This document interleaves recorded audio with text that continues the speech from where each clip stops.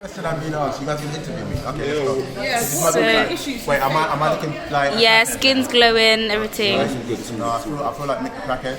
Nah. You just put it down a little bit. Okay, let's go. Okay, what are the main issues you face being in a relationship? Wow, I mean, I'm not sure I can directly answer your question. But an observation I've made of many relationships, I'd say communication can sometimes not be quite parallel. I think more people would benefit from understanding love languages and the differences between love languages and how to really enable the person you're with to understand your love language, how to understand their love language, and then how to grow in speaking of other love languages. So I think it's a really good area for any relationship, be it romantic, be it friendship, even work, college, school, university, whatever. I think those are really good ideas. Understand those love languages, understand how people give and receive love, and for like as a personal note, give yourself the ability to speak love languages that aren't necessarily like the ways you would. I think communication and understanding of the love languages is a big place where many couples can do a lot better. You were talking a lot about love languages. What do you mean by love languages? Like, could you give examples? So, can I remember the love languages? I was actually speaking to my daughter, the girls I should say, about this recently. I think words of affirmation, so the 5 love languages, I think it's a concept that was coined by somebody named Gary Chapman, to my knowledge. Might be wrong, don't quote me. And essentially it's the 5 main ways of expressing and giving and receiving love. They are, if I can remember, words of affirmation, acts of service, gift giving, quality time, physical touch.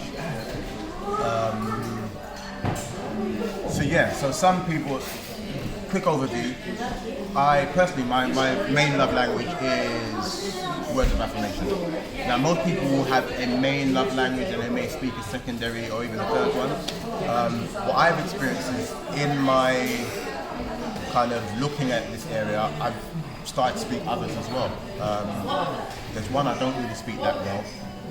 And I've actually identified the root cause of that. I won't digress. So what can happen is my main love language is words of affirmation. And so I will affirm. I'm like, Jeremy, you're so good at this, and I really notice how you do that, and I love that you do that, and I really like this about you. That's why, and I'm expressing love. And a lot of people only see love as romantic and even sexual. It's not. It's, for me, I'm going to say it's the kind of foundation to everything we do in every area.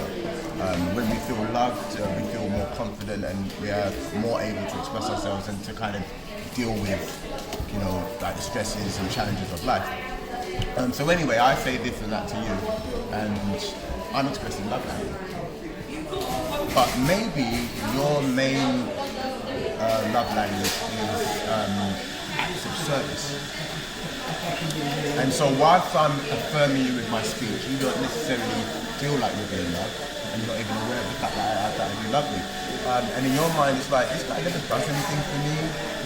I don't really feel like he really checks for me. Like, I want for that. At the same time, you're like, Darren, can I do this for you? Or Darren, let me do that for you. Or Darren, what I just did for you. And in that, you're expressing love. And I might not necessarily be aware of that because Jeremy never says nice things to me.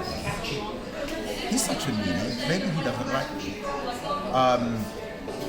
But then if there's a conversation now where it's like, Jeremy, I noticed you never say nice things to me.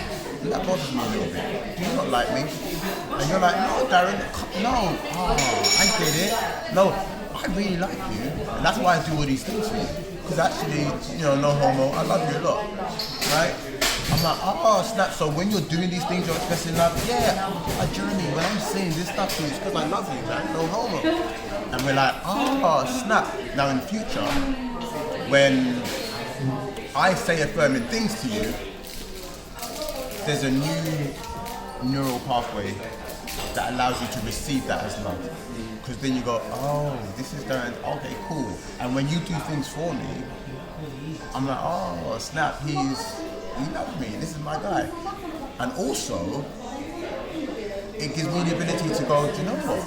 I know I always tell Darren I love him, but he likes when people do things for him. I'm going to do this for him. He'll really like that. So it gives us the ability to do these kind of things. And then as we grow with that, and again, that was in kind of a mentorship type relationship.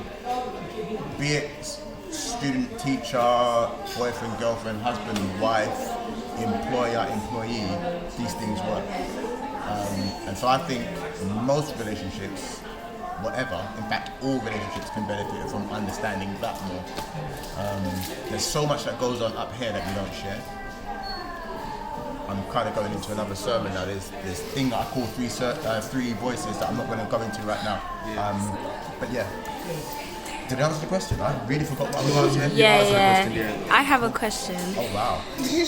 So would you say from past relationships, you or the female, Right. was there a past experience or something that happened in your childhood? Because a lot of the time your childhood experience can affect your future relationships. Yeah. So would you say that you saw that in yourself or in your partner in any of your relationships? I've done a lot of self-reflection over the past few years and months even. So I can speak for myself. There are definitely things that I've noticed. I'm like, oh, this comes from childhood. One I've spoken about recently. I won't go into too much detail, but I do have a video on my YouTube channel that explains this. Will be right in the link below. The link will be down in the description. So like many years ago, it was my birthday, and basically I had a really bad day. I was staying with some people who neglected to acknowledge my birthday. Long story short, I ended up that day in tears, and going forward, I really struggled with birthdays. I don't really celebrate birthdays that well. I don't acknowledge them that well. I didn't get any presents on this birthday, and as a result of that, I've noticed I don't really speak the love language of gift giving that well. I don't receive gifts that well. I'm always a bit weird about it. I definitely don't give gifts that much or that well. So what was interesting for me is realizing, that came from childhood. Now, how that might play in a relationship, again, if I'm with somebody whose primary love language is gift giving, you're going to struggle to feel loved from me. And so they're definitely going to need to understand my love language, just so that they know that when I do this or do that, acts of service is big for me. Words of affirmation is the main for me. Quality time is quite strong for me. So they will really do well to understand that when I do those things, I'm expressing love to you. And not necessarily because, I want to express love, so let me do something. But just more so, I love them, and so I'm doing these things, regardless of what comes back. Or irrespective of what comes back, I should say. So yeah, and also it's not, the onus isn't only on them. Like, I do have to do some work to get better with regards to, like, if gift giving is their main love language, I've really got to do some work at kind of getting better with that. And it's not just with the giving. So for example, what can happen, and I think I've experienced this more times than more than once in my past, is that I'm given a gift and then I'm weird about the receiving of it. How that can look to the other person is, he doesn't like my gift, or he's rejecting my gift, and therefore, because it's love language, he's rejecting my love. And so somebody can feel unloved if you reject their love. It's very complex. Maybe not complex. I don't know. We'll work that out. So yeah, that's one example how I see childhood experiences have kind of filtered into my adult relationships. Also, going into a relationship, do you think love languages should be discussed going into a relationship so that you know, cool, this is how I'm going to show love to you, this is how you're going to show love to me? Or would it be easier to find someone that has the same love language as you? Interesting. I'm going to start off by saying I'm certainly not the authority on love languages. I'm still learning and discovering myself. That being said, I think it can work both ways.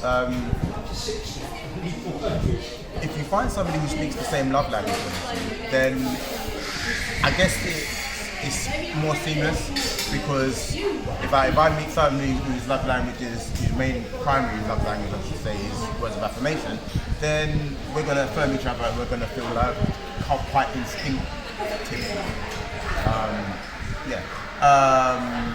But then there is this area whereby I feel like you're able to grow more with regards to love and as a person if the person you're dealing with doesn't necessarily speak your love languages at your upset. The conversation of love languages, I think, before a relationship, in between a relationship, after a relationship, I think it's useful because it just opens up your awareness to what's actually happening. But I think your ability to grow in love is greater when you are dealing with the more challenging situation of the person not speaking your primary love language that much. Because then you have to, what happens is you have to have that communication. Okay, what's happening? Why are we not necessarily getting along that well now? Oh, it's because this and this, and then we can work on those areas. And again, like when I first discovered the love languages, it was like words of affirmation and quality time. Now, it's words of affirmation, quality time, acts of services, and physical touch. And I think that's just by me being aware of it, and then the people I'm interacting with going, oh, that's what they're doing there. And without thinking about it, because I receive their love in that way, and then I look for ways to kind of reciprocate their love in that way, I've naturally started speaking those languages. And again, the main one that I don't speak is giving. Did I answer the question? Okay. Did I? Huh? Yeah, you did. Okay, cool. So You you did. know, I'm glad I'm not the only one who don't know what the question is. Oh yeah, no, I didn't hear you. I was like, what? Okay. Yeah. Okay. Do you know what? At first, when the question started flying, I was like, oh, you see, it's a bit hot. But then as I said, oh, it got a bit warmer. Are we finished now, though? Yeah. Yeah. Definitely. No, seriously, like, if you have any more questions, I don't mind. But, cool.